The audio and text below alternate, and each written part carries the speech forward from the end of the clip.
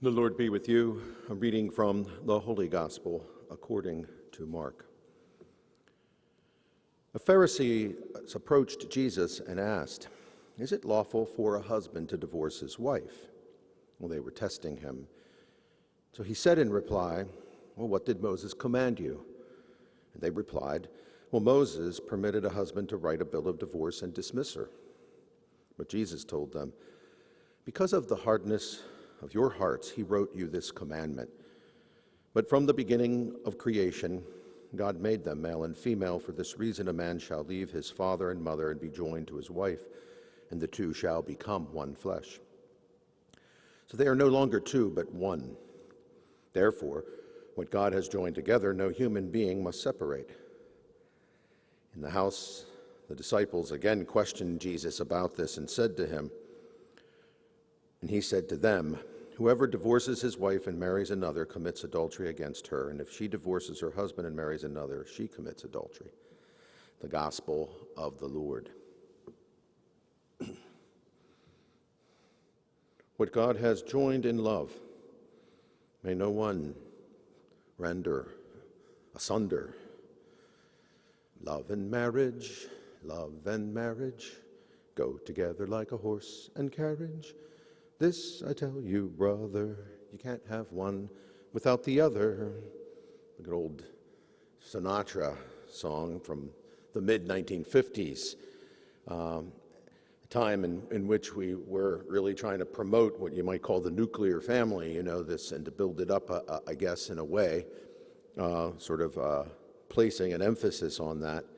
And I think there's a way in which we can say, yeah, there is a way in which love and marriage, I would argue love and all kinds of relationships need to go together. They need to carry each other forward, maybe not exactly like a horse and carriage, because in a horse and carriage arrangement, I'd rather be the carriage than the horse, right? But I think there is a way in which we need to look at the integrity of our relationships with regards to how it is that we are living out a love with a fidelity, with a respect for one another. And I think that's what Jesus is really getting at in today's gospel.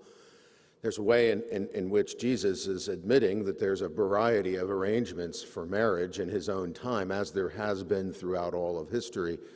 There was a lot of work some years ago done by the Yale historian John Boswell on sort of the history of arranged, the way the arranged marriage was arranged or partnerships were arranged throughout at least the history of Europe for some hundreds of years.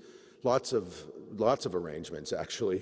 To our surprise, we might discover that from the beginning of time we can look at the ancient scriptures in the Old Testament and see that plural marriage was rather common. Of course, people were interested in producing as many children as possible, and other arrangements as well.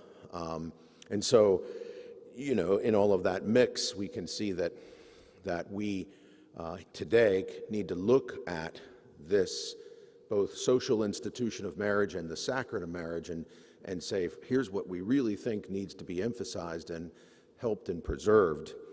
Many years ago, when I was working in Chicago at a parish, there was an older woman who, after this gospel was read and preached upon, she came up to me later on. She said, Dan, I don't think Jesus knew we'd live this long.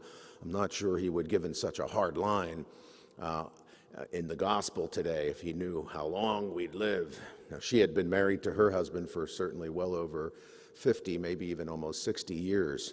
And as she said, that was good for her and her husband, and they enjoyed that. They worked on it. They made it happen. But it's like any of our relationships, I think, and not just in marriage, where we have to have that integrity. The church teaching on marriage certainly says that love is one of the primary purposes, unitive love, one of the primary purposes of this union that we sacramentalize in our church. We make it a sacrament. The very form and matter of that sacrament. Every Catholic sacrament has form and matter, right? The form of the sacrament is the ritual, but most importantly, the actual words that people utter to each other when they get married. The matter is them. We don't have a lot of other extra things. Rings are kind of incidental. They're not essential to the sacrament. The sacrament is those words that they utter to each other in full freedom, and the vows that they make, and then themselves physically, personally, fully. That's the matter. They are the sacrament.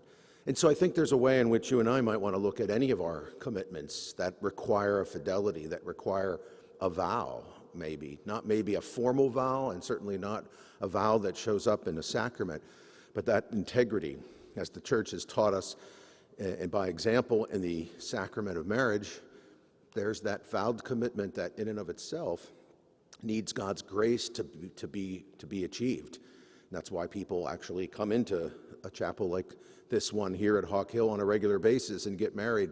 But you and I need to look at all of our relationships, not just these ways in which we've had marriage, and again, shaped and emphasized in different ways throughout all of history. But you and I think, need to look at the present moment with regards to the commitments we have and see what is the best possible choices within those commitments in order to have a mutuality of respect, to treat each other with an equity and a justice and right relationship, and to practice love, because I do think that's the emphasis on it. There's an old story in my grandmother's family about how one branch of our family got land on Ross Island. Ross Island's a small little island off the west coast of Ireland. And the story still goes that only about 3 generations ago that there was, in the marriage agreement, the dowry was a cow. But right after the marriage, the cow died. So the groom went back to his father-in-law and said, you gave me a bad cow. I need something else. I'm not getting my right payment. And so the father-in-law had to sacrifice a land that was pretty much not all that valuable. I think the cow may have been more valuable had it lived than the piece of land they got. But to this day, now that the land's a little more valuable, this story comes up. But I think there's a way in which we can see, not too far in the past, we had all kinds of ways of understanding our relationships, maybe especially marriage. But today we're called to live those with integrity and love, and to see what the demands of that love being practiced in the real can be for us. Amen.